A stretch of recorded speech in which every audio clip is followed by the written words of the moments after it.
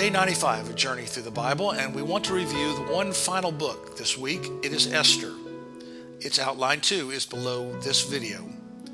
In chapter 1 of Esther, Xerxes, the Persian king, holds a 7-day feast. As he gets drunk, he asks his wife to display herself to his intoxicated companions. Wisely, the queen refuses, and the king throws her out.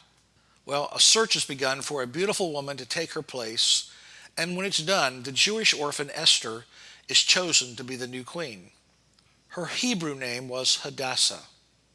Her cousin Mordecai, who was a minor official of the palace, had reared her as his own daughter. At first, Mordecai told her to conceal her Jewish ancestry, but later he warns her that she would not escape a massacre of the Jews that another royal official, Haman, was planning.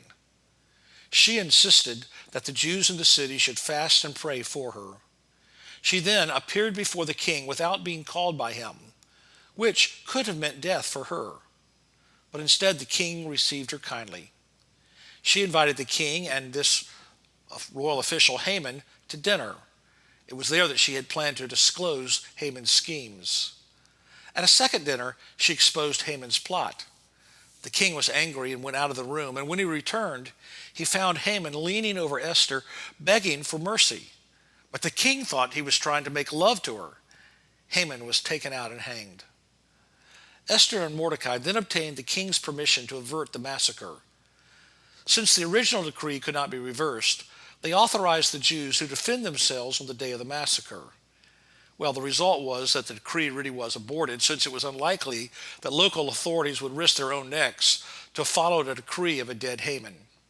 In Susa, where Esther lived, she asked permission for the Jews to kill their enemies on the following day as well. And on that day, the Jews took their revenge instead of merely defending themselves. The Bible shows how God used Esther and Mordecai to deliver his people in an emergency. It is not known how long either of them remained in power, but certainly Esther was not the mother of any subsequent heir to the Persian throne. The reading of Esther is as fascinating as any novel, but the real blessing for us today is to realize that it's the message that God is in charge of impossible situations.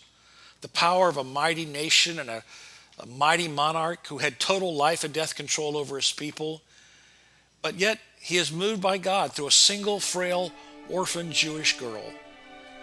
It reminds us that we can always, in all impossible situations, expect our God to meet our needs and to deliver us from oppression. He is always there for us, and we should never, ever face the impossible without remembering that with God there is another word, impossible.